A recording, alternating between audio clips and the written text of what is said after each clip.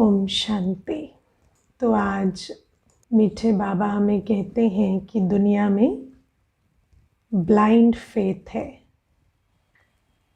ना। हर मनुष्य blind faith में है और ब्लाइंड फेथ का ऑपोजिट क्या है? सब ब्लाइंड फेथ में है ना। तो ब्लाइंड फेथ का ऑपोजिट क्या है? कौन बताएंगे? हाथ उठाओ। दुनिया में सब ब्लाइंड फेथ में है तो उसका ऑपोजिट क्या है? हाँ स्मिता बहन बताओ, अनम्यूट करो। ओम शांति। ओम शांति। ज्ञान स्वरूप आत्मा। हाँ ज्ञानित आत्मा। हाँ, थैंक यू। तो आज बाबा ने इसको कहा यथार्थ ज्ञान ना। आज मुरली में बाबा ने कहा दुनिया में सब ब्लाइंड फेथ में है और शिव बाबा हमें यथार्थ ज्ञान दे रहे हैं ना। तो बाबा हमें कहते हैं कि दुनिया में किसी को भी हर बात का सत्य नहीं पता, सिर्फ मान्यता है। जैसे हर चीज़, अगर आप बाबा की पूरी मुरली सुनेंगे तो बाबा की मुरली यथार्थ ज्ञान है कंपेयर्ड टू ब्लाइंड फेथ जो दुनिया में चलता है। जैसे आज बाबा ने हमें कहा कि आत्मा अपने कर्मों अनुसार जन्म लेती है। आत्मा अपने कर्मों अनुसार जन्म लेती है। ये आपके क्विज में भी क्वेश्चन था आज, है ना। अब दुनिया में क्या समझते हैं कि आत्मा निर्लेप है। दुनिया में सबसे पहले क्या समझते हैं कि आत्मा निर्लेप है, लेकिन फिर कहते हैं कि तुम कर्मों अनुसार जन्म लोगे, है ना। दुनिया में आत्मा को निर्लेप कह देते हैं, फिर शरीर तो वैसे ही छूट जाता है, फिर कहते हैं तुम कर्मों अनुसार जन्म लेते हो, है ना। तो कौन लेता है उसकी कोई क्लैरिटी नहीं है ना। आत्मा निर्लेप है, आत्मा को लेप चेप चढ़ता नहीं है, तो कर्म का लेखा जोखा कहाँ है वो पता नहीं, लेकिन कहते तुम कर्मों अनुसार जन्म लोगे। फिर उसमें कह देते हैं कि तुम कुत्ता बिल्ली जानवर सब कुछ बनोगे, है ना। तो बाबा हमें ये बात समझाते हैं कि तुम कर्मों अनुसार जन्म, जब बाबा हमें कहते हैं ना तो उसका अर्थ है कि तुम मनुष्य आत्मा जन्म तो मनुष्य जन्म ही लोगे, लेकिन कर्मों अनुसार तुम्हारी जो पोस्ट पोजीशन आयु सब कुछ तय होगी, है ना। जो भी हमारा अगला जन्म का कॉन्टेक्स्ट है, किस तरह के हमारे माता पिता होंगे, हमें कोई फैसिलिटी मिलेगी या नहीं। आप देखो कई बार मनुष्य आत्मा ऐसे घर में जन्म ले लेती है, ऐसे देश में जन्म ले लेती है, ऐसे स्थान में जन्म लेती है जहाँ उसको कोई पढ़ाई की अपॉर्चुनिटी नहीं मिली, है ना। या ऐसे एनवायरनमेंट में है जहाँ कोई डिज़ीज़ बहुत चलती है ना। वहाँ के पानी में कोई चीज़ होती है, कोई कमी होती है जिससे वो बीमारी बचपन से आ जाती है। या किसी ऐसी जगह पर रहे जहाँ प्राकृतिक आपदाएं बहुत हैं या टेररिज्म है। तो ये जो सारी बातें हैं, हम किस देश, किस प्रांत, किस धर्म, किस बिलीफ सिस्टम में, किस प्रकार के सराउंडिंग्स में, किस प्रकार के माता पिता के पास या घर की कैसी परिस्थितियों में जन्म लेते हैं, और फिर हम आत्मा स्वयं भी कैसे संस्कार लेकर जन्म ले रहे हैं, ये सब कुछ कर्मों अनुसार तय होता है। तो बाबा हमें कहते हैं पहले तो दुनिया में जो समझते हैं कि कर्मों अनुसार जन्म लेते हैं, लेकिन फिर कहते हैं कि आत्मा निर्लेप है। तो बाबा कहते नहीं, आत्मा में ही लेप छेप चढ़ता है, कर्मों का खाता भी और संस्कार भी। जब लेप छेप बाबा कहते तो उसका मतलब है आत्मा जो कर्म करती है वैसा उसका संस्कार बन जाता है। और फिर बाबा हमें ये भी समझाते हैं, दुनिया में सब कहते हैं कि अच्छे कर्म करो, है ना। दुनिया में सभी कहेंगे अच्छे कर्म करो, लेकिन अच्छे कर्म क्या होते हैं, है ना, वो कोई नहीं बताता। हाँ, अच्छे कर्म करो कहते हैं, बुरे कर्म मत करो कहते हैं, लेकिन बुरा कर्म और अच्छा कर्म क्या होता है वो पता नहीं, है ना। जैसे मैं एक बार एक सभा में गई तो मैंने उनको पूछा, आप लोग सब अच्छे कर्म करना चाहते हैं? तो बोले हाँ। तो फिर मैंने बोला, अगर कोई आपके धर्म के बारे में या आपके देश के बारे में कुछ उल्टा सीधा बोले, है ना, या आपके घर के बारे में बोले, तो उसके प्रति किस तरह के विचार आने चाहिए? तो उन्होंने कहा उनके प्रति तो बहुत गुस्सा आना चाहिए, है ना, और मुख से भी बहुत उनको अपशब्द बोलने चाहिए, है ना। तो फिर अच्छे कर्म क्या होते हैं? हाँ, तो बाबा हमें बताते हैं कि दुनिया में अच्छे कर्म, श्रेष्ठ कर्म, सब कुछ ये शब्द सुनते हैं हम, विकर्म भी सुनते हैं, लेकिन विकर्म क्या होता है, श्रेष्ठ कर्म क्या होता है, उसको हम डिफाइन नहीं करते, है ना। दुनिया में कहेंगे एंगर बुरा है, लेकिन राइटियस एंगर ठीक है, ये एक राइटियस वर्ड वहाँ पर यूज़ कर देंगे। और फिर कहेंगे अगर आपको सही जगह पे गुस्सा नहीं आता तो आप गलत है ना। अगर आपका खून नहीं खोलता, अगर आपको सही जगह पे गुस्सा नहीं आता, है, जहाँ पर इनजस्टिस हो रही है, जहाँ पर बुरा हो रहा है, और इनजस्टिस कहाँ होती है? हमेशा अपने साथ होती है, दूसरे के साथ नहीं होती है ना। इनजस्टिस हमेशा अपने साथ होती है ना, और अपने साथ और अपनों के साथ, है ना। तो हमेशा इनजस्टिस होती रहती है और वहाँ गुस्सा करते रहना चाहिए। तो बाबा हमें हर चीज़ का यथार्थ ज्ञान देते हैं। हम जो ब्लाइंड फेथ की बात आती है ना, तो हम लोग कभी कभी सोचते हैं ब्लाइंड फेथ मतलब, ब्लाइंड फेथ के बारे में भी हमें बहुत अंधश्रद्धा है, क्योंकि हम ये शब्द बहुत यूज़ करते हैं, लेकिन ब्लाइंड फेथ होता क्या है इस पर कभी विचार नहीं करते। तो बाबा हमें कहते हैं कि कर्मों का भी मैं तुम्हें ज्ञान देता हूँ कि श्रेष्ठ कर्म क्या होते हैं, भ्रष्ट कर्म क्या होते हैं, है ना। और दुनिया में कभी ये नहीं सोचते कि काम विकार भ्रष्ट कर्म है ना, यही समझते हैं वो तो हमारी ड्यूटी है, कॉन्जुगल राइट है है ना। तो राइट है, ड्यूटी है, और पता नहीं क्या क्या है, कभी कभी फ़र्ज़ भी समझते हैं, है ना। तो पता नहीं कितना कुछ उस विकार को समझते हैं। तो बाबा हमें कहते हैं कि श्रेष्ठ कर्म भ्रष्ट कर्म की पहचान दुनिया में नहीं है। हालांकि ये शब्द हमेशा चलते हैं, लेकिन बाबा आकर हमें ब्लाइंड फेथ से यथार्थ ज्ञान पर लेकर जाते हैं। और बाबा आज हमें कहते हैं कि सतयुग में कर्म अकर्म होते हैं और द्वापर से कर्म विकर्म होते हैं। और जो बात आज बाबा ने कहीं पर कही नहीं, वो है संगम युग पर कर्म सुकर्म होते हैं। इसको अच्छे से नोट करना। सतयुग में कर्म अकर्म होते हैं, ठीक है। द्वापर युग से कर्म विकर्म होते हैं, और संगम युग में अभी जब बाबा आता है ना, तो कर्म सुकर्म बनते हैं। ये कैसे होता है इसको ठीक से समझेंगे। 3 रूल लिख लेना। सोल कॉन्शियसनेस में अकर्म होता है। जब हम सोल कॉन्शियस हैं तो अकर्म होता है। जब हम बॉडी कॉन्शियस हैं तो विकर्म होता है। और जब हम गॉड कॉन्शियस हैं, सुप्रीम सोल कॉन्शियस है, तो सुकर्म होता है, ठीक है। जब हम सुप्रीम सोल कॉन्शियस हैं तो सुकर्म होता है, जब हम सोल कॉन्शियस हैं तो अकर्म होता है, और जब हम बॉडी कॉन्शियस हैं तो विकर्म होता है। अब आप एक छोटी सी बात देखो, जैसे हम अभी ज्ञान में आए ना, हमें ज्ञान मिला कि मैं आत्मा हूँ।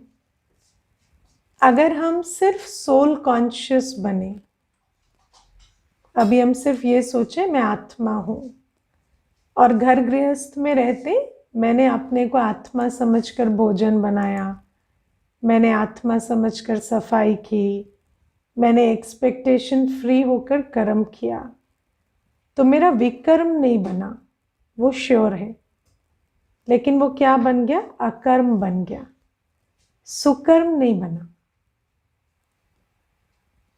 समझ रहे हैं? सुकर्म नहीं बना, वो अकर्म बना, क्योंकि वहां पर मैंने जिनके लिए कर्म किया वो हमारे कार्मिक अकाउंट्स थे। वहां पर हमने बिना अटैचमेंट के, बिना ग्रीड के, बिना ईगो के कर्म किया, तो मेरा पाप का खाता नहीं बना, लेकिन कोई सुकर्म नहीं बना। सुकर्म करने के लिए गॉड कॉन्शियस होना पड़ता है ना? गॉड कॉन्शियस कैसे बनते हैं? शिव बाबा परमधाम से विश्व परिवर्तन के लिए आए हैं, पतितों को पावन बनाने आए हैं, तो मुझे भी ये विश्व सेवा करनी है। जब मैं अपने आप को आत्मा, परमात्मा की निमित्त संतान समझती हूँ। दुनिया में लोग कहते हैं ना हायर कॉन्शियसनेस। हायर कॉन्शियसनेस मतलब जब हम अपने आप को शिव बाबा के रेफरेंस पॉइंट में देखना शुरू कर देते हैं कि मैं आत्मा उस परम पिता की संतान हूं, तो मेरा कॉन्टेक्स्ट चेंज हो जाता है। पहले हम लिमिटेड कॉन्टेक्स्ट में काम करते थे ना, हम इस घर में, ठीक है, इस घर में पहले मोह था, अभी मोह से जीत कर हम काम करेंगे, लेकिन वो सुकर्म नहीं बनता, वो तो हमारा कार्मिक अकाउंट सेटल हुआ है ना।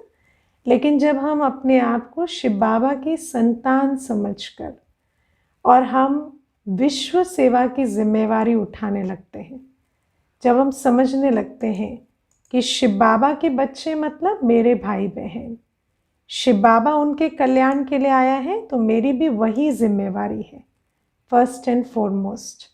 और शिव बाबा रूहानी सेवा के लिए आया है, तो मुझे भी सबसे पहले रूहानी सेवा करनी है हर आत्मा की।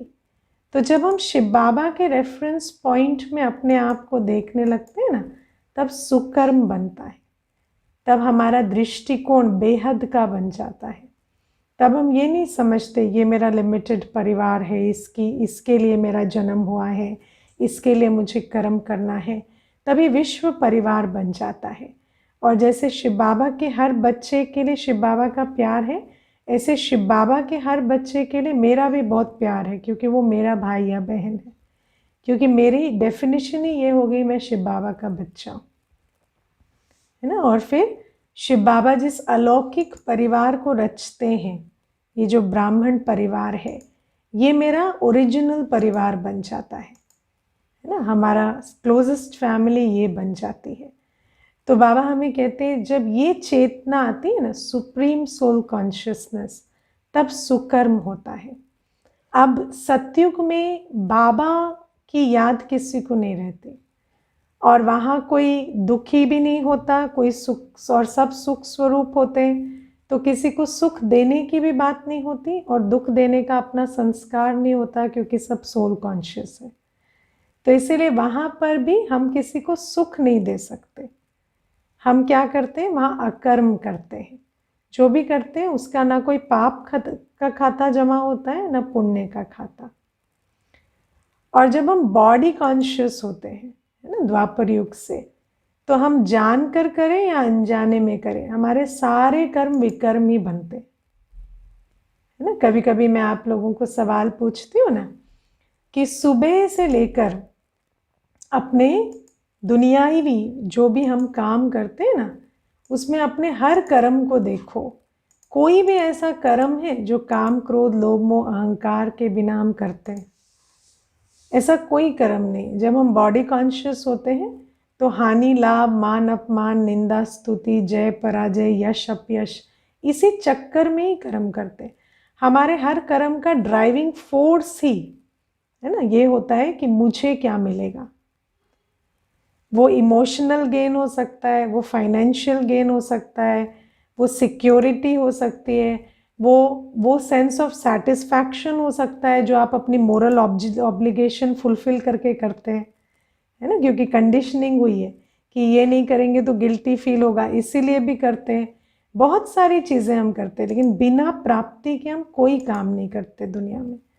तो बॉडी कॉन्शियस वर्ल्ड में हमेशा विकर्म बनता है, क्योंकि जब हम कोई भी चीज़ प्राप्ति के लिए करते हैं तो वो प्राप्ति जो उससे मिलने वाली नहीं है, क्योंकि सिद्धांत यही है कि किसी भी बॉडी कॉन्शियस कर्म से प्राप्ति नहीं मिलेगी। इच्छावश कर्म करेंगे तो कभी अच्छा नहीं बनेंगे और अच्छाई का अनुभव भी नहीं होगा।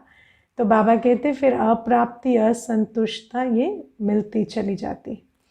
तो आज बाबा हमें बहुत अच्छे से कर्म, अकर्म, विकर्म की भी पहचान देते हैं और बाबा कहते हैं कि दुनिया में यथार्थ ज्ञान किसी को भी नहीं है। अब हमें यथार्थ ज्ञान है तो हम यथार्थ ज्ञान को अभी कर्म में लगाएं, है ना। कभी कभी ज्ञान तो मिल गया कि सुकर्म क्या है, अकर्म क्या है, विकर्म क्या है, लेकिन फिर भी हम चेक करें कि इतना समझने के बाद भी हम सुकर्म कर रहे हैं या अभी भी विकर्म बना रहे हैं, या अकर्म पर ही ध्यान दे रहे हैं कि चलो हमारा पाप का खाता ना बने। लेकिन पाप का खाता नहीं बना ठीक है, लेकिन पुण्य का खाता तो बने ना। तो जैसे आप देखो कई बार कहते हैं कि हम घर गृहस्थ में रहते, वही जो 4 फैमिली के लोग हैं ना, उनके साथ आजकल कड़वा नहीं बोलते, उनके साथ मीठा बोलते, उनके साथ प्यार से चलते हैं, तो उसमें हमारी पुण्य की कमाई हो रही है। लेकिन पुण्य की कमाई वहाँ नहीं होती जहाँ पर आपके पास कोई चॉइस नहीं है ना। उन 4 को झेलना तो आपको पड़ेगा ही, दुख से करो सुख से करो वो चॉइस आपके पास नहीं है तो वहाँ पर हम बस इतना कर सकते हैं कि हमारा विकर्म ना बने, है ना। वो हमारा कार्मिक सेटलमेंट है। वहाँ पर हमारे पास ये चॉइस नहीं है कि हम कहें हम ये चॉइस से कर रहे हैं, चॉइस से नहीं कर रहे हैं। हमने सिर्फ एक वाइज डिसीजन लिया है कि हम यहाँ पर बिना विकर्म बनाए चलेंगे, है ना। इतना समझ में आया है। लेकिन सुकर्म करना एक बहुत कॉन्शियस चॉइस है। तन, मन, धन और संबंध, 4 चीज़ें सचमुच बाबा की श्रीमत पर श्रेष्ठ कर्म में लगाना, है ना, सचमुच विश्व सेवा में इनको स्वाहा करना, ये कॉन्शियस चॉइस है, ये कोई मजबूरी नहीं है ना। ऐसा नहीं है हम उस सिचुएशन में फंसे हुए हैं कि हमें करना पड़ेगा। तो जहाँ हम फंसे हुए हैं वहाँ कभी सुकर्म नहीं बनता। सुकर्म बनने के लिए हमें हिम्मत का कदम उठाना पड़ता है। तो जो हिम्मत का कदम उठाते हैं वही सुकर्म बनाते हैं। तो इन बातों को हमें बहुत अच्छे से समझना है। अभी जो नए नए जुड़ रहे हैं, अभी धीरे धीरे ये बातें सेटल होंगी बुद्धि में। इतना आसानी से नहीं बैठती बुद्धि में, है ना। सुनने में तो शुरू में भी अच्छा लगता है, लेकिन धीरे धीरे बुद्धि में बात बैठती है। आज बाबा हमें एक और बहुत अच्छी बात कहते हैं कि तुम अमरलोक में जाने वाले हो तो तुम मृत्युलोक वालों को याद नहीं करो, है ना। मृत्युलोक में कौन कौन है? हाँ, मृत्युलोक में सभी है जिसको भी आपकी आंखें देख सकती है वो सब मृत्युलोक में है। आज गांधी जयंती है ना, गांधी जी में मृत्युलोक के वासी हैं, तो बाबा कहते हैं उनको भी याद नहीं करो, है ना। तो कभी कभी हमारे मन में आता है कि कई बार लोग पूछते भी हैं क्यों धर्मात्माओं को याद ना करें, क्यों महात्माओं को याद ना करें, है ना। आज हम विवेकानंद को याद करें या हम गांधी जी को याद करें तो क्या प्रॉब्लम है? बाबा ऐसे क्यों कहता है ना। हमें तो याद करना चाहिए। दुनिया में तो हमें सिखाते हैं, स्कूल्स में भी हमें, है ना, सिखाते हैं कि उनकी जीवन कहानी से सीखो, पढ़ो, इंस्पिरेशन लो। तो फिर बाबा हमें कहते हैं किसी भी मृत्युलोक वाले को याद नहीं करो, है ना। क्यों? क्योंकि देखो, जो मुझे समझ में आया आज तक, जहाँ पर बैड और गुड का कंपैरिजन होता है तो गुड को याद करो, है ना। लेकिन जहाँ बेस्ट और गुड का कंपैरिजन है वहाँ बेस्ट को याद करो, गुड को भी क्यों करना है ना। क्योंकि याद का प्रिंसिपल क्या है? जिसको याद करेंगे वैसा बनेंगे। तो जब हमारे पास ऑप्शन है कि हम पवित्रता के सागर, ज्ञान के सागर, प्रेम के सागर को याद करें, है ना, तो फिर हम उसको क्यों याद करें जो प्रेम की गागर या शांति की गागर है है ना। सागर के होते हुए कोई गागर को याद करता है क्या? तो बाबा कहते हैं ऐसा नहीं है कि उनको याद करने में कोई पाप बन जाएगा, ऐसी कोई बात नहीं है। लेकिन बाबा कहते हैं कि जो आत्माएं संपूर्ण ज्ञान सागर नहीं है, अब जब हमारे पास शिव बाबा का ज्ञान है तो हम और कोई ज्ञान क्यों सुने, है ना। हमारे पास शिव बाबा का प्यार है, हमारे पास शिव बाबा की पालना है, शिव बाबा की प्रेरणा है, हमारे पास बाबा की पालना में पलने वाले बच्चों की जीवन कहानी है, तो हम फिर उनकी कहानी क्यों सुने जो इससे तो कम ही है ना। तो हम इन बातों को बहुत अच्छे से समझना है। बाबा कहते हैं मृत्युलोक वालों को याद नहीं करो, क्योंकि मृत्युलोक में कोई भी आत्मा संपूर्ण सुखी संपूर्ण शांत नहीं है ना। कोई भी आत्मा संपूर्ण सुखी और संपूर्ण शांत नहीं। गांधी जी भी संपूर्ण सुख शांति में थे क्या? संपूर्ण सुख शांति में थे। कोई भी आत्मा मृत्युलोक में संपूर्ण सुख शांति में नहीं है ना। देखो बहुत छोटी सी बात है, हर आत्मा मृत्युलोक में राइट और रॉन्ग को मानती है, राइट और रॉन्ग को मानती हर आत्मा। जितने भी धर्मात्माएं महात्माएं, जितने भी साधु संत, किसी को भी आप ले लो, वो हमेशा राइट और रॉन्ग की भाषा बोलेंगे। और जहाँ पर हम रॉन्ग कहेंगे ना, वहाँ हमारी स्थिति रॉन्ग हो जाएगी। जहाँ भी हम कहेंगे ये गलत हो रहा है, ये अत्याचार हो रहा है, ये इनजस्टिस हो रही है, ये नहीं होना चाहिए, तो वहाँ पर हमारी स्थिति रॉन्ग हो जाएगी। हम प्रेम स्वरूप से, शांत स्वरूप से हट जाएंगे। तो एक बाबा ही है जिसने हमें सिखाया कि राइट और रॉन्ग में नहीं पढ़ना है, राइट रहना है। और राइट रहना मतलब हमेशा आप नॉलेजफुल, पावरफुल, लवफुल, पीसफुल रहो, वो राइट है। और दुनिया में जो भी हो रहा है वो बस हो रहा है, वो राइट या रॉन्ग या गुड या बैड कुछ नहीं हो रहा, वो ड्रामा अनुसार एक्यूरेट हो रहा है। ठीक है, अच्छा या बुरा कुछ नहीं हो रहा, वो सब एक्यूरेट हो रहा है। और अगर आपको चाहिए कि आप उस जो हो रहा है वो आपके सामने ना हो, है ना, हम ये चाहते हैं ना हमारे आसपास ये चीज़ें ना हो, तो आप अपने को ऐसा बनाओ कि आपकी फ्रीक्वेंसी से उसकी फ्रीक्वेंसी मैच ना करे। समझ है? और उसको जब भी आप रॉन्ग कहेंगे तो आपके अंदर शांति खो जाएगी, है ना, और जो स्थिति ऊपर नीचे होगी, और उसके बाद आपकी फ्रीक्वेंसी और उसकी फ्रीक्वेंसी सेम रहेगी, क्योंकि आप उसके बारे में सोच रहे हैं। तो whatever you resist will persist। तो बाबा जो हमें ज्ञान देते हैं ना, वो दुनिया के किसी भी मृत्युलोकवासी का ज्ञान नहीं। मृत्युलोकवासी दुख की सृष्टि रचते हैं। मृत्युलोक में हर व्यक्ति मूर्ख से मूर्ख और इंटेलिजेंट से इंटेलिजेंट दुख की सृष्टि रचते हैं,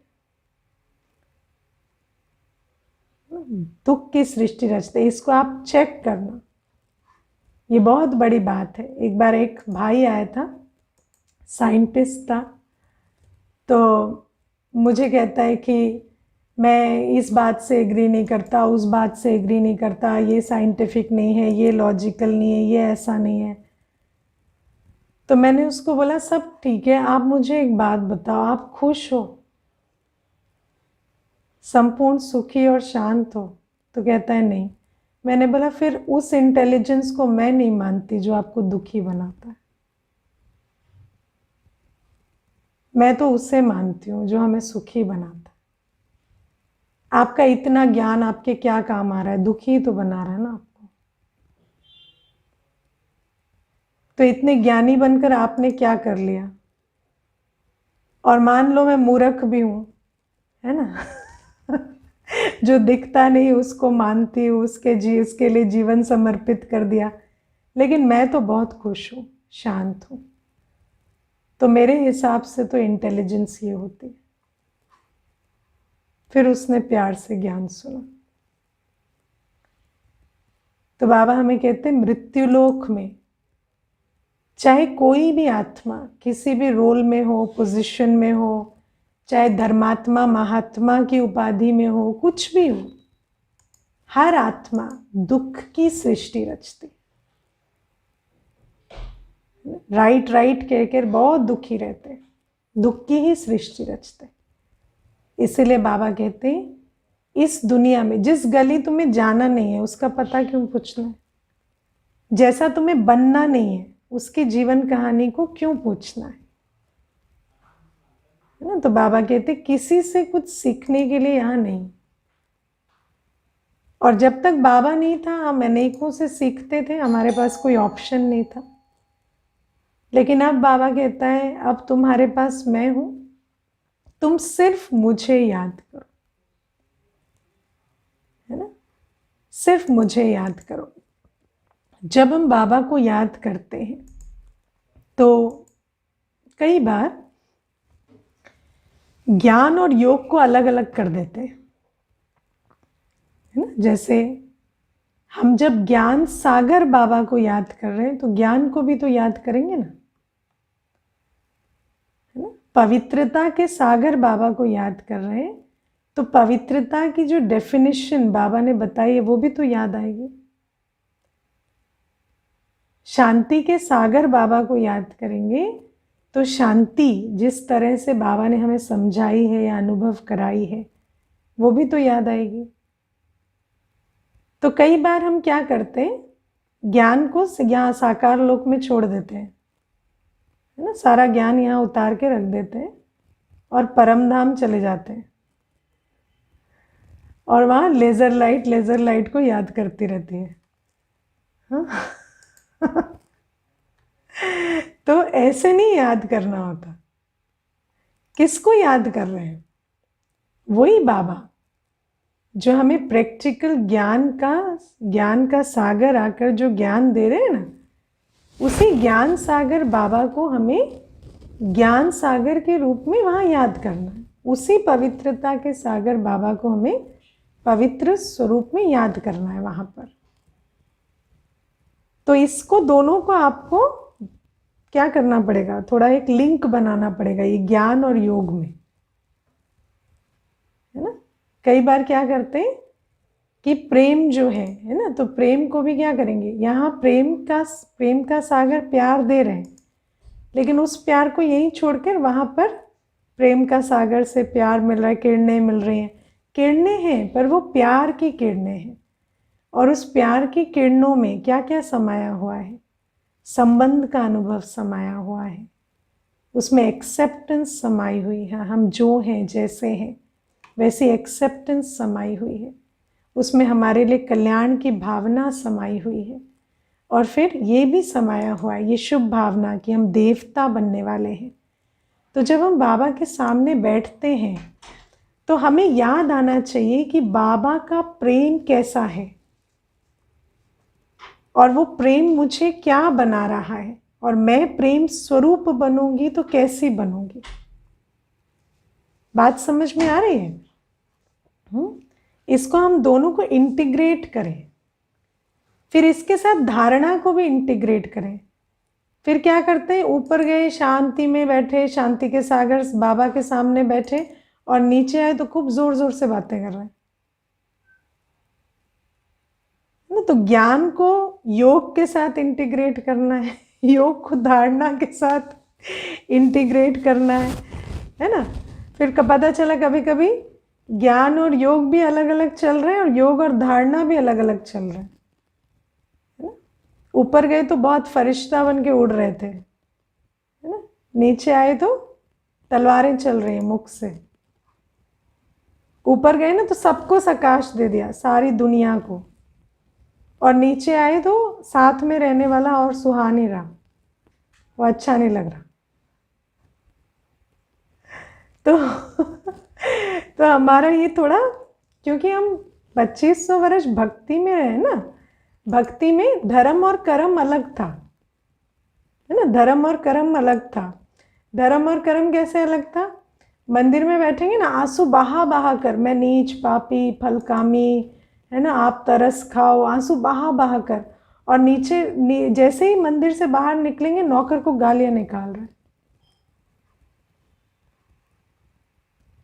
तो ये भक्ति में क्या था, धर्म और कर्म अलग अलग था। तो ऐसे ही हमारा यहाँ पर भी क्या होता है, ज्ञान अलग चल रहा है, योग अलग चल रहा है, धारणा में कुछ और चल रहा है, सेवा का कुछ अता पता ही नहीं है। तो बाबा हमें कहते हैं वही ज्ञान जो मैं तुम्हें देता हूँ ना, उस ज्ञान के आधार से योग करो। और जो योग में अभ्यास किया उसको यहाँ पर प्रैक्टिकली अप्लाई भी करो, है ना। जैसे छोटी सी बात, एक एक एग्जाम्पल लेके समझते हैं। बाबा ने हमें शांति मतलब क्या कहा? बाबा ने हमें शांति मतलब ये नहीं कहा कि एक्सटर्नल साइलेंस। दुनिया में लोग शांति क्या समझते हैं, है ना, कि एक्सटर्नली सब कुछ शांत हो जाए, ठीक है। फिर बाबा ने कहा एक्सटर्नल साइलेंस का शांति से कोई मतलब नहीं। दूसरी बात, शांति ये भी नहीं है कि मन सोचे ना, क्योंकि बाबा कहते सतयुग में शांति भी है, सुख भी है और सोच भी है, मन तो वहां भी है। तो बाबा ने कहा जब हम स्वमान के आधार से सोचते हैं, जब हमारे संकल्प देह अभिमानी नहीं है, देही अभिमानी है, तो शांति है। तो बाबा ने हमें शांति की परिभाषा बताई। बाबा शांति का सागर है, पर वो भी तो संकल्प रच के मुख से बोल रहा है ना, शांति का ज्ञान वो बोल के देता है शांति से थोड़ी देता है। तो बाबा कहते हैं मुख के खुलने से, बोलने से या सोचने से शांति का संबंध नहीं। जब विकार नहीं है तो शांति है, विकार से अशांति आती है ना। और फिर बाबा कहते हैं जहाँ शांति होती है वहाँ सामंजस्य आता है ना। जब बाबा निर्विकारी है, शांत स्वरूप है, तो हम आत्मा का भी मन बाबा से जुड़ता जाता है। तो बाबा कहते हैं जब हम परम धाम में जाते हैं, बाबा के सामने बैठते हैं, तो ऐसा नहीं कि मुझे कोई संकल्प नहीं आएगा, लेकिन मेरे संकल्प कैसे हैं, मैं आत्मा कैसी हूँ, मैं बाबा के सामने बैठी हूँ, बाबा मेरा कैसा है, बाबा के साथ मैं एक तार में जुड़ी हुई हूँ। जैसे बाबा के अंदर सिर्फ एक ही संकल्प है, विश्व कल्याण, है ना, बाबा मुझे प्यार से देख रहा है, ऐसे ही मेरे अंदर भी वही संकल्प चल रहे हैं और इन संकल्पों में शांति का अनुभव हो रहा है। तो बाबा कहते हैं ये जो ज्ञान और योग को इंटीग्रेट करना पड़ेगा। ज्ञान अलग चल रहा है, योग अलग चल रहा है, ऐसे नहीं चलेगा, है ना। यहाँ मुरली में सुन के जाते हैं शांति मतलब थॉटलेस नहीं होता है, शांति मतलब सोल कॉन्शियस थिंकिंग होता है। वहां पे जाके थॉटलेस होने की प्रयास करते हैं। तो जो ज्ञान बाबा दे रहा है उसके आधार से योग करेंगे ना। और फिर कहते हैं कि वहां नींद आ जाती है, नींद आएगी, हाँ, बाबा को भी नींद आ जाएगी अगर एक भी संकल्प नहीं चलाएंगे तो, है ना। तो संकल्प तो चलेंगे ना, लेकिन संकल्प वो वाले नहीं चलाने जो हम नॉर्मली चलाते हैं। तो बाबा हमें ये बातें समझाते। फिर हम आए, नीचे आए फिर से, तो धारणा पर भी अटेंशन देना कि हमारे अंदर सिर्फ सोल कॉन्शियस थिंकिंग चले। हम व्यवहार में आ रहे हैं, कारोबार में आ रहे हैं, अशांत क्यों होते हैं? अशांत इसलिए नहीं होते कि हमें बहुत दिन से हॉलीडे पर नहीं गए। अशांत इसलिए होते हैं क्योंकि हम बॉडी कॉन्शियस थिंकिंग में जा रहे हैं। अगर हम सब कर्म करते, है ना, सोल कॉन्शियस थॉट में रहेंगे, हम कभी अशांत नहीं होंगे। जानकी दादी कितनी बादशाह सेवा करती थी, सारे दिन दादी की बादशाह सेवा होती थी। और दादी कितनी शांत, दादी कितनी शांत थी पता है? कि रिसर्च हुई उनके ब्रेन में, कि रिसर्च हुई तो ये पाया गया कि ब्रेन सारे दिन डेल्टा वेव्स प्रोड्यूस करता है। Delta waves are the most silent waves, जो साइलेंस, बिल्कुल शांति की अवस्था में जो डीप स्लीप स्टेट होती है उसमें डेल्टा वेव्स प्रोड्यूस होते हैं। और दादी के हर समय डेल्टा वेव्स ब्रेन की स्थिति होती थी और दादी सारे दिन बादशाह सेवा करते थे। तो शांति का सही अर्थ समझ के, शांति का सागर कैसा है उसके सामने मैं बैठी हूँ तो वो जैसा है मैं वैसी हूँ, संबंध के अनुभव में बैठना है ना। तो बाबा कहते हैं ज्ञान के आधार से योग करो। मैं तुम्हें यथार्थ ज्ञान देता हूँ हर चीज का। दुनिया में प्यार क्या है किसी को पता नहीं था, है ना। बाबा कहते प्यार का आधार क्या है? प्यार का आधार है संबंध, प्यार का आधार है परिचय, है ना। बाबा मुझे जानता है, मैं बाबा का बच्चा हूं, मैं कैसा भी हूं बाबा को प्यारा हूं, है ना। तो जब हम समझेंगे कि बाबा मुझे क्यों प्यार करता है, क्योंकि मैं परमात्म संतान हूं,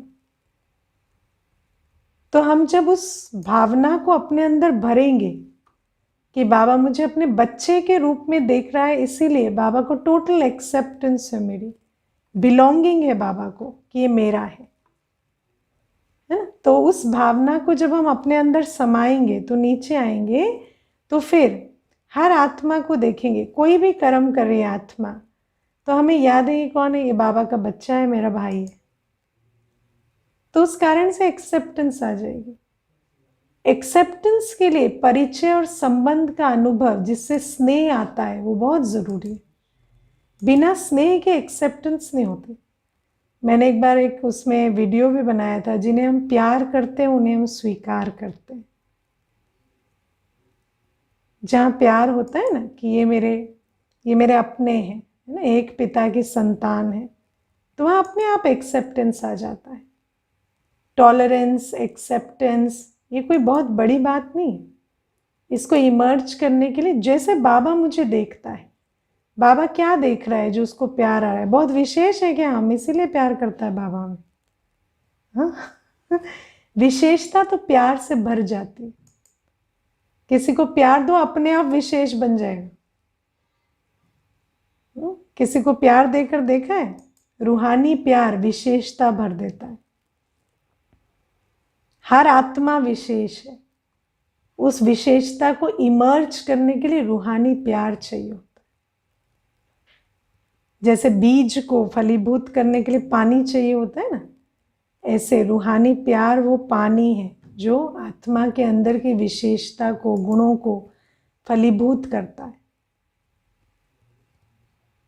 तो बाबा मुझे इसलिए प्यार करता है, जब मैं बाबा के सामने बैठती हूँ ना प्रेम का सागर, तो बाबा मुझे देखता है, मैं वो 5000 वर्ष से बिछड़ा हुआ सिकी लदा बच्चा हूँ, गले का हार हूँ, इसीलिए बाबा मुझे प्यार करता है। तो जब हम नीचे आए तो फिर उस बात को अपने जीवन में भी लाएं कि जो मेरे आसपास है वो कौन है, वो वही है जिनके साथ हम परमधाम में एक साथ रहते थे। अलग अलग कॉस्ट्यूम में हैं अभी, लेकिन वही आत्मा है। और एक बार इमर्ज करके तो देखो इस भावना को, आपको सामने वाले से वही भावना रिटर्न में मिलेगी। आप भी सरप्राइज हो जाएंगे कि मुझे तो ज्ञान है इस आत्मा को इतना अपनापन क्यों फील होता है ना। क्यों होता है? क्योंकि स्मृति से स्थिति बनती है। स्नेह और प्यार एक ही होता है, स्नेह और प्यार एक ही, स्नेह प्रेम प्यार जो भी बोलो है ना, एक ही चीज है। रूहानी जब हम यूज करते हैं रूहानी भाषा, तो हम स्नेह ज्यादा यूज करते हैं इस शब्द को, है ना। तो बाबा हमें सब चीजों का यथार्थ ज्ञान देते हैं। प्यार का फाउंडेशन क्या है, शांति असली क्या है, प्योरिटी क्या है। तो जब हम बाबा को पवित्रता का सागर देखते हैं तो बाबा कैसा है? वही बाबा है, छोटा सा बिंदु है, ब्रह्मा तन में आके सारा काम करता है, लेकिन बिल्कुल न्यारा हो जाता है ना। मीठे बच्चे कहता है, इतना प्यार देता है, लेकिन परमधाम में जाकर बिल्कुल अपनी स्थिति में स्थित हो जाता है। तो ऐसे मैं भी न्यारी और प्यारी आत्मा हूँ, सब कर्म करते, देह का आधार लेते भी, जैसे बाबा देह से न्यारा रह सकता है, ऐसे मैं भी पवित्र हूँ। तो ऐसे इंटीग्रेट करें हर चीज को। और बाबा कहते हैं सिर्फ एक बाबा को याद करो, कोई मृत्युलोक वासी को याद नहीं करना है। हमें अब मृत्युलोक वासी नहीं बनना है। इस दुनिया में, दुख अशांति की दुनिया में हमें नहीं आना है। तो हमें वो कर्म नहीं सीखने जो मृत्युलोक वासी कर कर इसी दुनिया में वापस आ रहे हैं।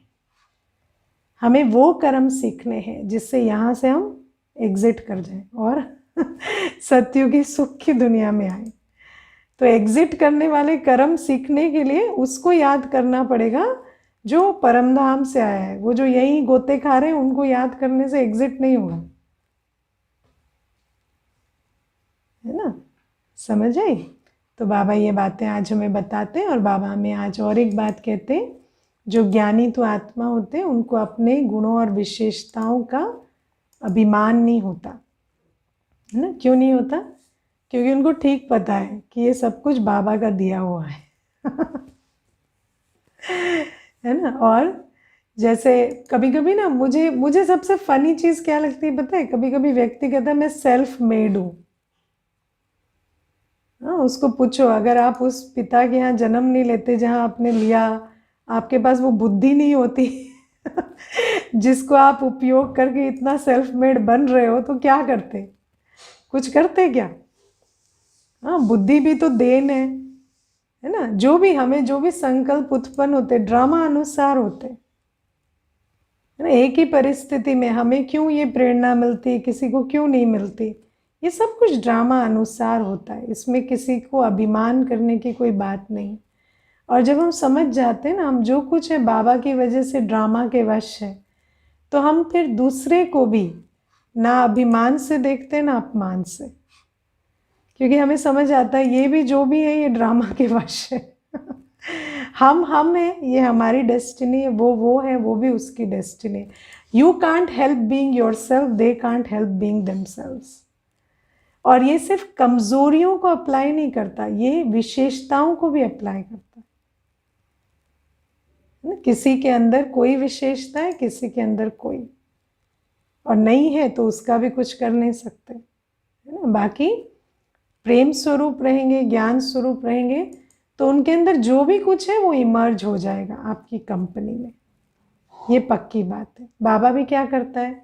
बाबा हमें अपना संग देता है, प्यार देता है, सब कुछ देता है, तो हम बन जाते हैं, हम और कुछ नहीं बनते, हम जो ओरिजिनली हैं वो बन जाते हैं। हर बच्चा अलग अलग है और हम अलग अलग ही बनते हैं।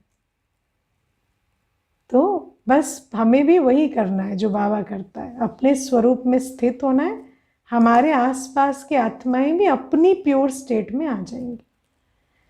और जो मेरा अनुभव है, कोई आत्मा बिना गुणों के, बिना विशेषताओं के नहीं होती, है ना। लेकिन जैसे कोई भी बीज को प्रस्फुटित होने के लिए राइट मिट्टी चाहिए, राइट एनवायरनमेंट चाहिए, एनवायरनमेंट इज़ वेरी इंपॉर्टेंट। तो आप अपनी स्थिति से वो एनवायरनमेंट दे दो, वो भी अपने निखार में निखर आएंगे, ठीक है ना। हमें बस यही करना होता है ना। ज़्यादा पानी भी डालोगे तो क्या होगा सड़ जाता है बीज। कम भी दोगे तो भी नहीं होता। राइट एनवायरनमेंट, और राइट एनवायरनमेंट तब मिलता है जब हम बाप के बनते हैं। हम उनके बारे में सोचेंगे तो राइट एनवायरनमेंट नहीं देंगे, क्योंकि देहधारी की याद में हमारी स्थिति कभी एक्यूरेट नहीं हो सकती। तो आप बाबा की याद में रहो, आप अपनी स्थिति बनाओ, आपके आसपास अपने आप ही फूल खिलते जाएंगे, ठीक है। ओम शांति।